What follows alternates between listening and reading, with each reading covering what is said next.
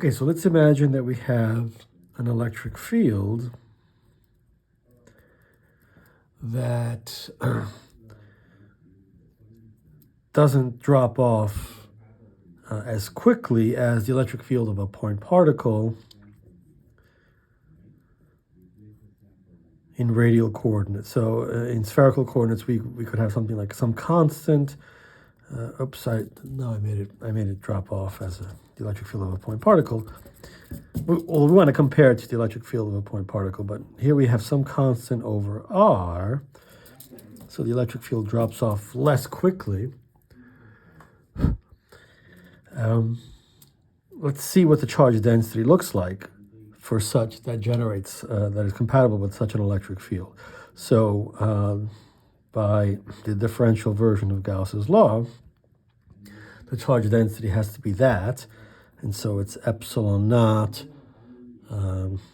over r squared d by dr of r squared times the radial component. We only have the radial component, and so that is epsilon naught over r squared d by dr of r times b, which is epsilon naught b over r squared, right? Because we take the derivative with respect to r. And so this thing is equal to, well, it's infinity at r equals 0.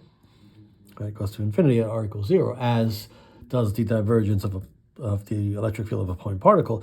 But unlike the divergence of the electric field of a point particle, it does not go to 0 at r greater than 0. So there's charge outside of r equals 0.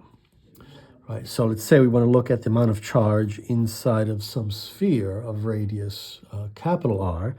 Right, the amount of charge is epsilon naught. We have to integrate over the sphere. Right, Gauss's law in integral form.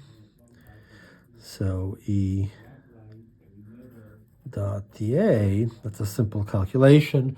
Right, it's just epsilon naught times the electric field, which is constant on that surface, times the area of that surface, which is epsilon naught b over capital R is the value of the electric field on the surface of the sphere times the area of the sphere, which is 4 pi r squared. And so we get 4 pi epsilon naught b times r. And so the amount of charge inside depends on how big our sphere is, whereas it's not going to be the case for the electric field of a point particle, because all the charge is at the center. Another way of doing this, of course, is we could also do Q is equal to the integral of rho dV, which is the integral of the charge density, which gives us B epsilon naught integral, we need the volume element here, which is r squared dr d solid angle, and then we're dividing by r squared for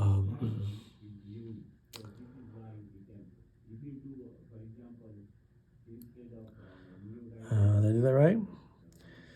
Rho, where's my rho? Yes, it's this. So we have that, and so the r squares cancel, and we get B epsilon naught 4 pi r. Of course, it's the same thing as this, either way. So we see that the charge inside of a sphere depends on the radius of the sphere. The larger the radius of the sphere, the more charge is inside. Whereas if we have an electric field that drops off, let's use the same. Let's say that it's still B in terms of the numerical value is the same, but of course the dimensions are different, because now we're thinking of an electric field of a point particle, so it looks like that.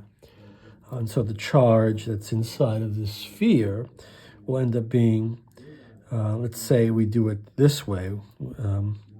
It's epsilon naught integral over the sphere of E dot dA, and that will give us epsilon naught b over capital R squared for the electric field on the sphere times 4 pi r squared. And so in fact we see that we get 4 pi epsilon naught b. So the amount of charge doesn't depend on how big the sphere is. So we end up having more charge in the spheres for this case, because that's the only way to get the electric field to decrease more slowly.